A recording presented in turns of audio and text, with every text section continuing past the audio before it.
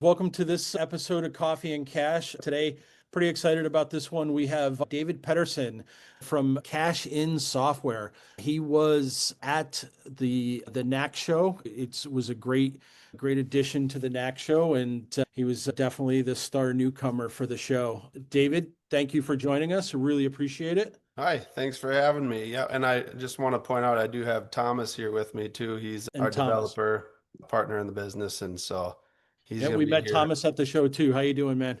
Good. That's good. Thank you for having us. Yeah, you're welcome. David, tell us a little bit about yourself, how you got into the ATM business, what made you take the leap into craziness? Yeah, I was actually hired on as a general manager, and I believe Brian is on as well. Brian, are you there? I don't see a Brian on.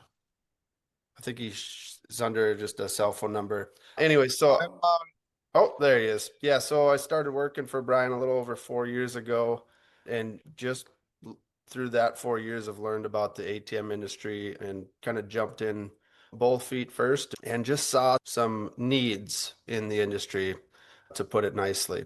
What's your background outside the ATM industry?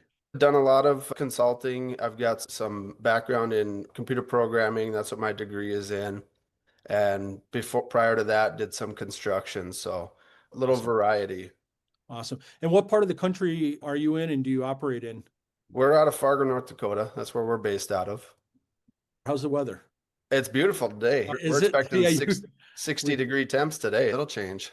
yeah. So I met you guys yesterday for a sneak peek at your software, and it looks pretty cool. I met you guys at NAC. What made you want to do something like this? What was the thought process behind the software, and what was the vision?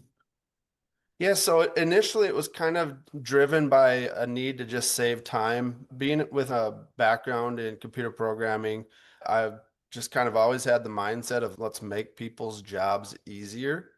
And when I got here, we were on three different processors, probably about 4 or 5 different logins. And so every morning it was a deep dive into each processor to pull the reports, then blend the data from all the different processors to put it into one spreadsheet. And it just took so much time Mm. and to try to figure out and then do that in a timely manner where I could get my techs on the road in a decent amount of time as well. So eventually that spreadsheet morphed into an access database. However, I was still pulling the data myself every morning. And then I met Thomas, and Thomas came along, and the two of us figured a way to develop a software that will go out automatically, pull the data, and that way when you get up in the morning, you wake up, there it is, it's all at your fingertips already. So you're looking at data first thing rather than trying to go out and pull it yourself manually. So that's kind of where this idea came from. And then, yeah, one of the other needs that I saw in the industry when I first got here, I just couldn't hardly believe that people didn't know the physical amount of cash in their machines without, if you didn't trust your loaders, like I just thought, how did you don't know what actual amount of money is in the machine because there's no way for it to detect that. So we developed a product over the last 6 or 7 months here that actually will measure the cash stack within the machine and be able to put that reading up on our software right next to what the processor balance is. So yeah, there's a couple of needs in the industry that we saw that we could fill the gap. I saw that at the show. It was pretty cool. Where does that stand right now? How long to launch on that? Yep. So we're working with an engineering firm right now to complete the production model. If you saw us at the show, you saw a working prototype, but it's not something that we could mass produce the way that it was. So at the moment, we're working on getting that production model where we'll be able to mass produce it, create 100, 200, 300 units at a time. Got it. So our goal is to finish that by December 31st and have it ready to sell and ship early next year.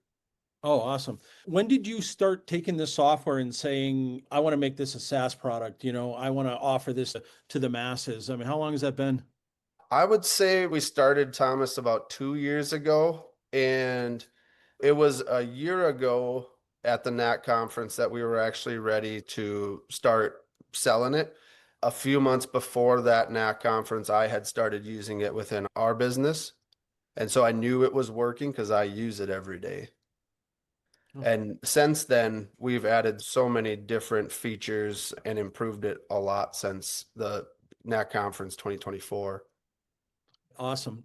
Thomas, why don't we jump into it, man, and we can show some of the and guys, what we're going to do is, we decide we're just going to do kind of a high level demonstration of the software. We'll set David's contact information out if you didn't see it at the show, and you can get into a little bit deeper demo at that point by contacting David, but we'll let Thomas here, guys, just give us a screen share.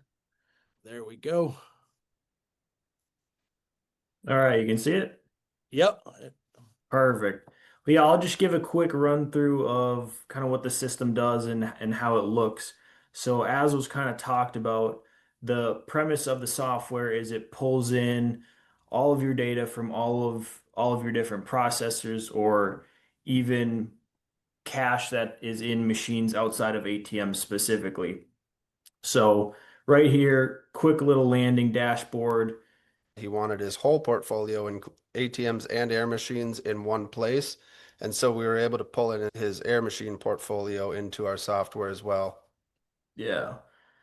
So basic reporting information on the dashboard. Currently, you can see the amount of errors that are across your portfolio, stuff that has low cache.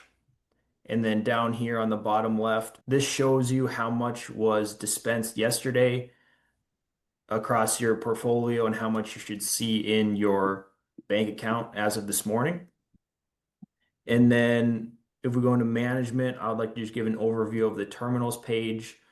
So the system pulls in all of your terminal details automatically from the processors, and we store a lot of the data really just for your tracking purposes. So you can see basic TID, location name, the address, different splits. So we can run reports for how much you're getting paid, how much they're getting paid, things like that.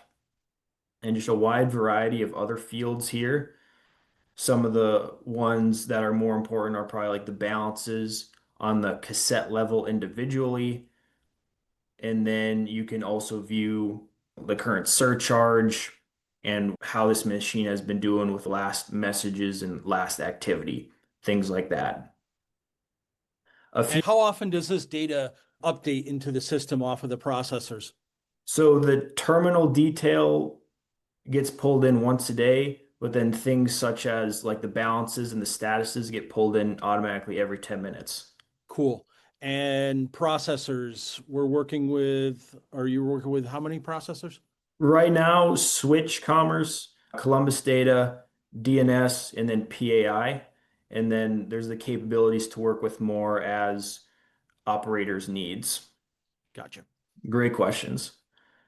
And then some other things that can be tracked on the terminal level are different parts. So, like different serial numbers for anything that you'd need, work orders.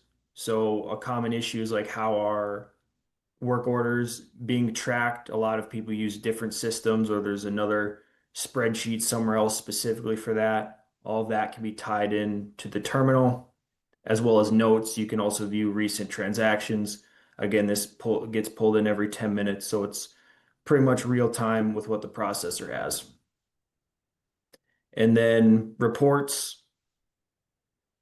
Again, the main benefit is one spot to view, for example, errors across your entire machine or stuff with low cache. And then the last thing I'd like to touch on is the route planner. So, how do you plan out your route for the day or the week?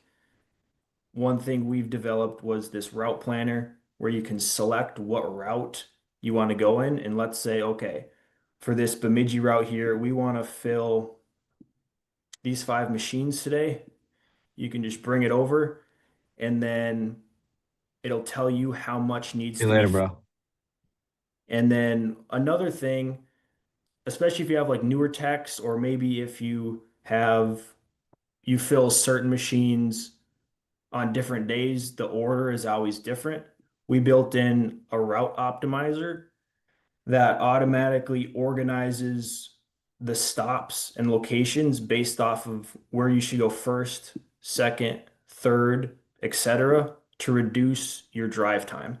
So according to like traffic patterns and where these are, the optimizer is recommending to go here first and then second.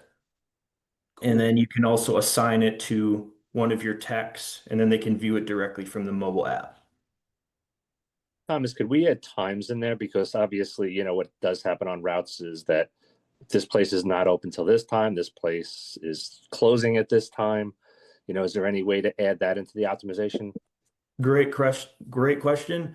That is one of the next things we're going to be working on is it looks like we have the capability to just pull that information directly from Google so then it will implement in the optimizer. So let's say this stop here, it doesn't open until the afternoon. Well, then based on whatever current time is, let's say it would put it down here. So that is a great question and something we're building in one of the next phases of this route optimizer. Got it. Thomas, would you mind showing me, you showed me something yesterday and I hope was the profitability report per month. I thought that was probably one of the coolest. Yeah, what was it? The net income report? I think it would be income summary. Income summary. Yeah, so you could see, per location. I made the comment to him yesterday is that, when a location calls me, I can pull it up really quick and see Oh, the profitability for that yeah, location. that would be probably under reports, Hunter. Thomas, it'd be under the detailed field data. This is where you see a ton of information about each location. It shows your usage 3 years ago, 2 years ago, 1 year ago, the last 30 days, the max of the surcharge count in those 4 periods. Is that the one that you were talking Yeah, I about? was thinking of one. I think it was the profitability, like how much you were making per location. I made the comment yesterday is that when a location called, yeah, that's it, is the income. Gotcha. And so when a location calls me and he starts yelling at me, I can decide whether I can yell back or I have to be nice to him. So that's but yeah, I think this is pretty cool. Before we open it up, I got one more question. What's on your guys' roadmap? I know you talked about a couple things. Just keep going with the software on different things. And maybe when we open it up for questions, there might be some ideas the masses may ask for. But what are the things that you're working on right now to integrate into the software or to add to the software? Dave, do you want to take that one? Yeah, so actually, like Thomas alluded to, we're gonna finish this route planner, build that out a little more. One of the other features that we've been playing with recently is it's called the co-CEO. So basically what you'd be able to do is have access to AI tool within our software that goes out and looks at your data and you can ask it specific questions about any location. For instance, why is this location so busy in September? And it'll be able to go out and say, all right, well, you have a large event that goes on in that town in September, and that's why. That's a really broad example, but there's tons of different uses that could tell you. For instance, you could say, what was my average dispense over my whole portfolio for the last 30 days? It will pull that data and tell you immediately. So rather than becoming an expert in drilling into your data, you can let the computer do all the hard work for you. That way you can become more of a student of your business. Would you actually be reaching out to an LLM or is this something that would be internal into the system? Everything we try to do is internal in our own system, so we're not bringing in any kind of third party. Gotcha. Gotcha. Understood. Understood. Tony asked in the chat, do you have the prototype that he could look at or is it? Yeah, I'll send the link in the chat Okay. to a video. Yeah, it's on our website. So he'll send the link to the website.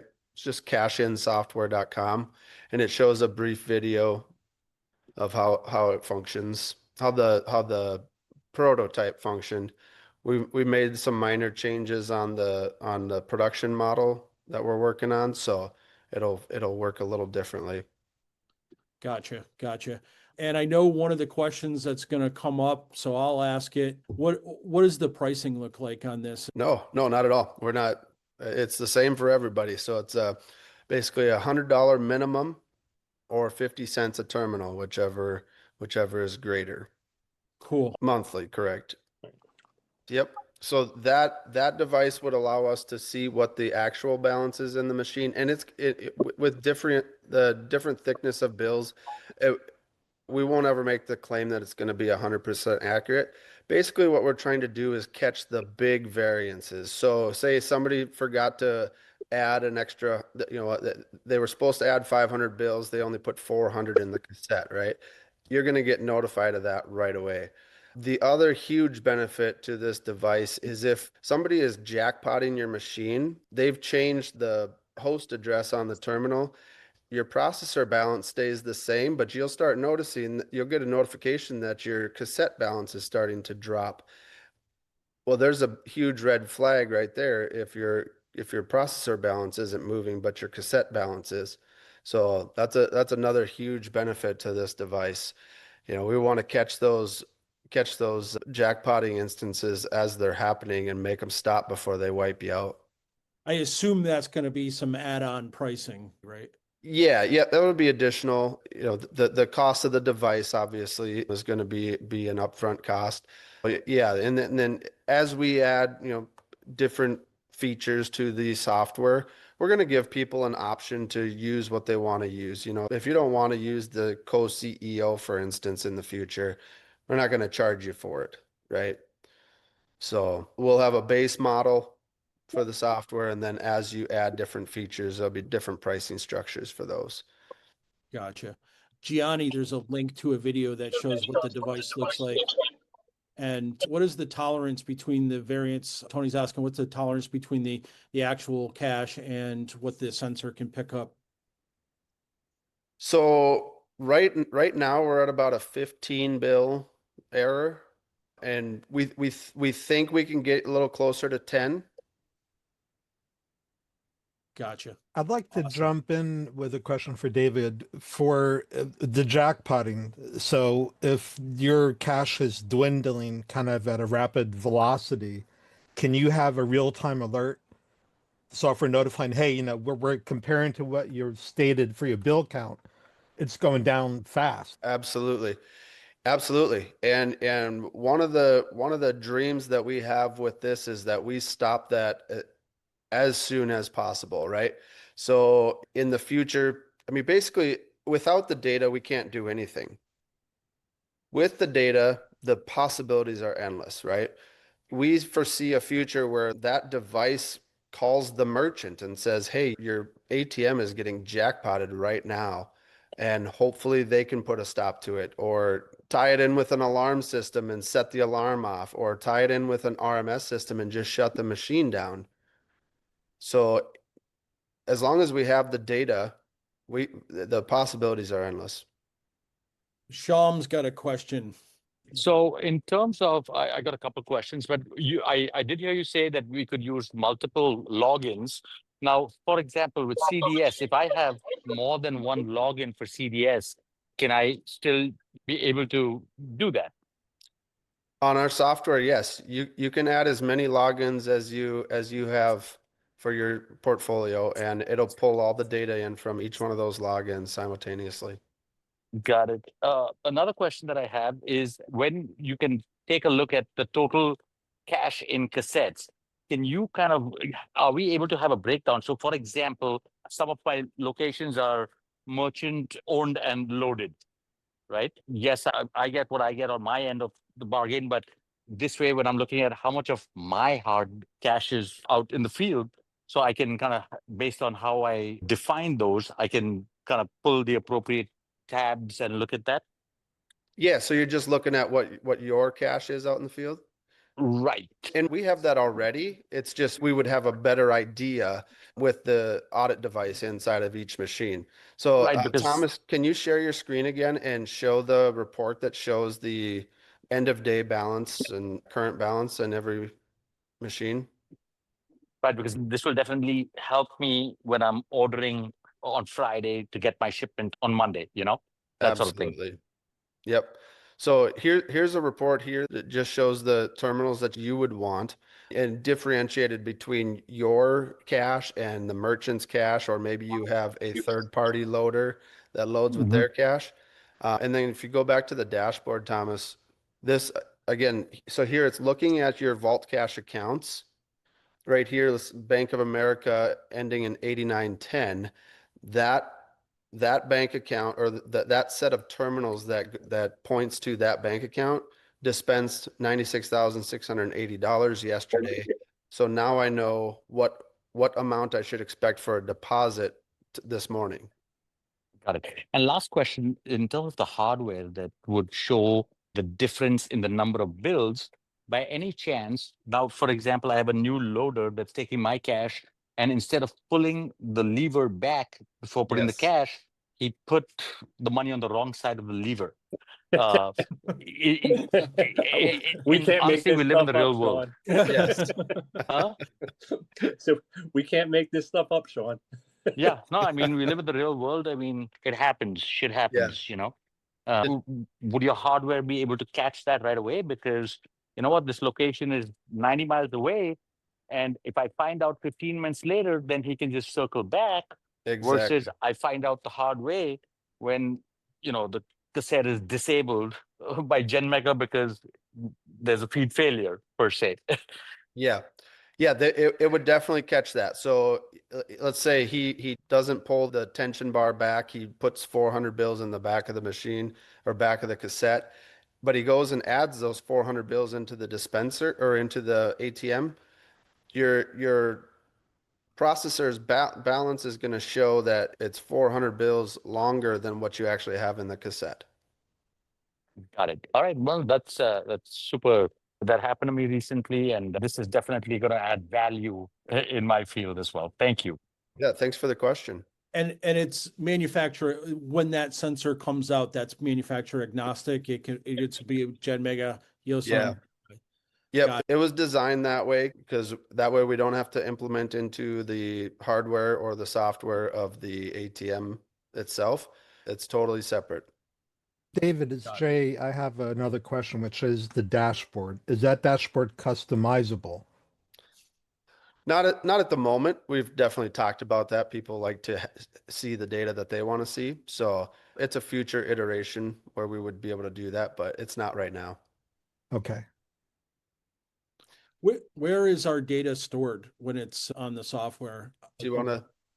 Yeah, it's all in the cloud. We work with Azure, which is Microsoft's cloud provider. So all of the data is stored and encrypted with them.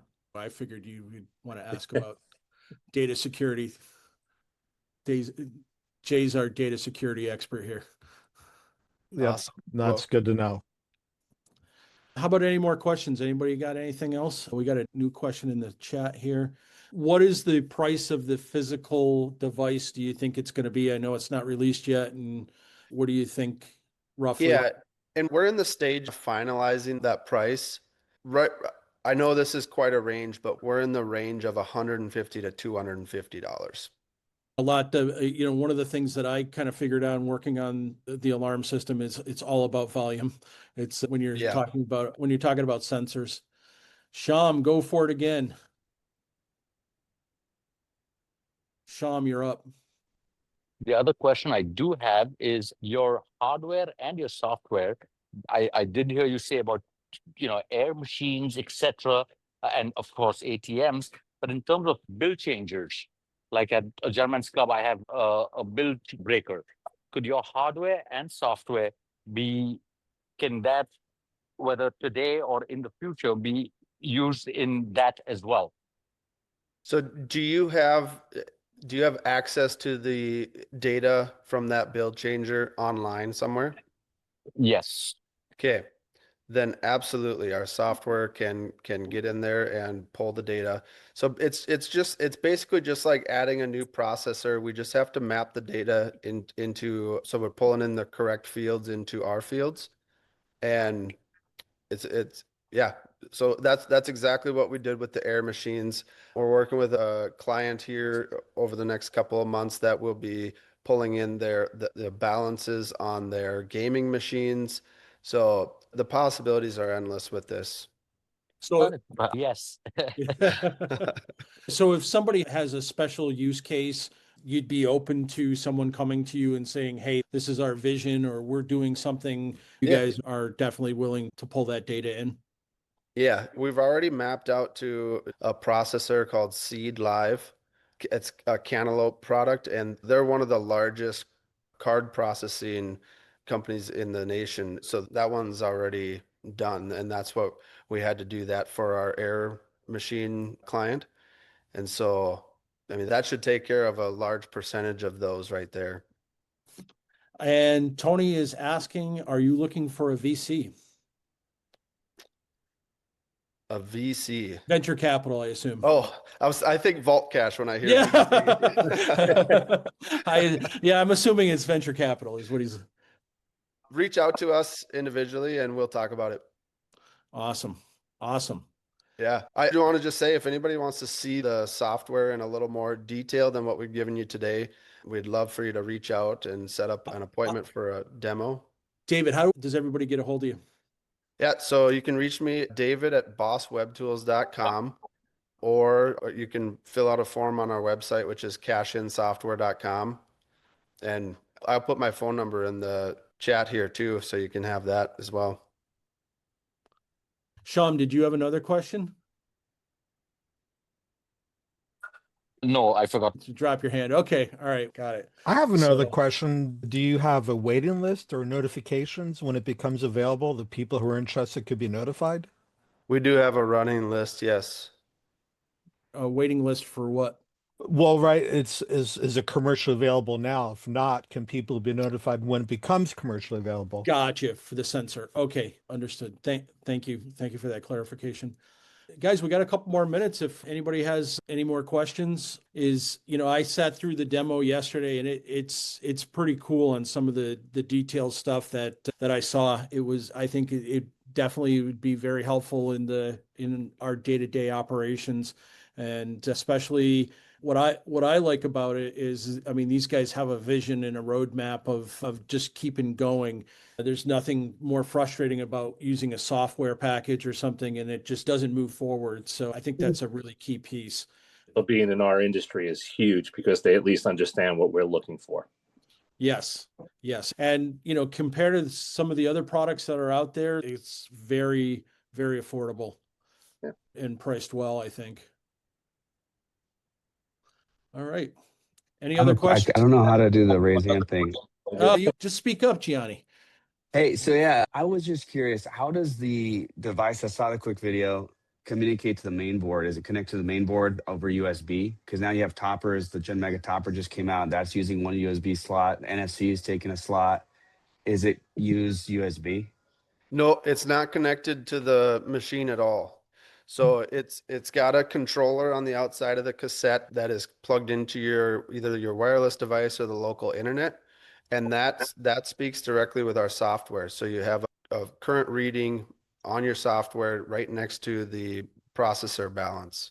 So it works so far like the RJ45 connection. It goes in between. It's totally separate. It's not integrated into the hardware or software of the ATM at all. This works on Gen Mega currently as your POC, and then you're gonna hope to work with other dispenser models. Our prototype was on a Hyosung, but that was just because that's the dispenser that we had laying around here. So, but the prototype will work on both right now. Got it. Does it matter what type of control board is on the dispenser, or it's just purely on the tension resistance on the springs? It doesn't matter what the control board is on the dispenser. Like I said, it's totally separate from any of the boards or any of the software on the device, on the ATM itself. It has its own control boards, its own sensors, its own way to communicate out to the wireless box or the local internet. So you're basically saying it's internet connected, it's not machine connected. Correct. If we were to use DPL, and DPL usually blocks off access to the internet, would we have to get a separate wireless box? We'd have to be in talks with DPL to get through their host Okay. address. Yeah, I do Yep. think they allow it in certain situations is that they can, and how much data does that use roughly? Or is it nothing? Very, very little. I mean, our working prototype was communicating every 300 milliseconds, but we don't think it needs to be that often even. So, I mean, we could go every 5 seconds or even every minute.